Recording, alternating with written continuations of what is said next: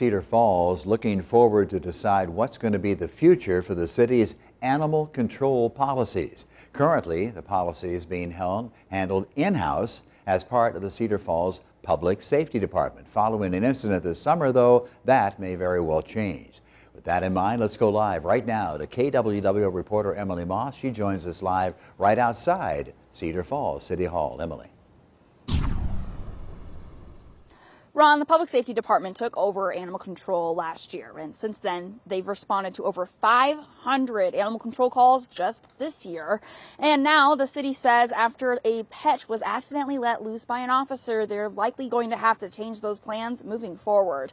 Today, a task force was held, and it was the first meeting. It included council members, Mayor Danny Laudick, Public Works, and Public Safety, as well as community members who voiced their own concerns. Chief of Police Mark Howard says since taking over animal control, each officer underwent an hour of training. He understands that more is needed, but he says it's not possible to pull officers for that amount of time, given what else they're required to do. We only have so much in service, and the more that's focused on this, the less police training is going into effect. And that's just the dead nuts of it. It is, if you focus, if we do 4 hours of police service in the morning, and we spend 4 hours doing animal control, that's 4 hours of police in service that didn't take place. Cedar Bend Humane Society currently does help house animals for Cedar Falls once they're picked up and individually bills the city per animal. Executive Director Christy Gardner says by requiring all officers just 1 hour of training, the city is risking not having proper care for the animals. Either because a responding officer may not like animals and is reluctant to respond, or they just don't feel prepared to.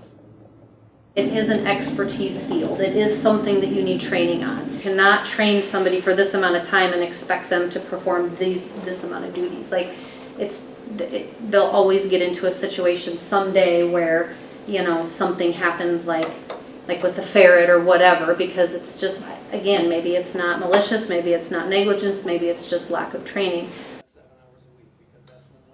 Gardner also applauded the work already done by the city's police and said no matter what, they would work with the city in some capacity to ensure the safety of the animals going forward.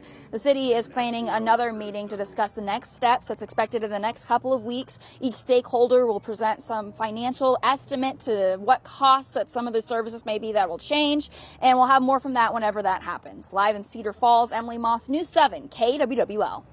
Emily, thanks for the update. You made 500 calls already for animal control in Cedar Falls. That's pretty amazing, pretty high number. As far as the animal, the ferret that the officer did not know was a pet, thought it was a wild animal, that is still missing right now. We did talk with the owner of the ferret last month, but so far no good. They cannot find the animal. We have that story available on our website right now on KWWL.com.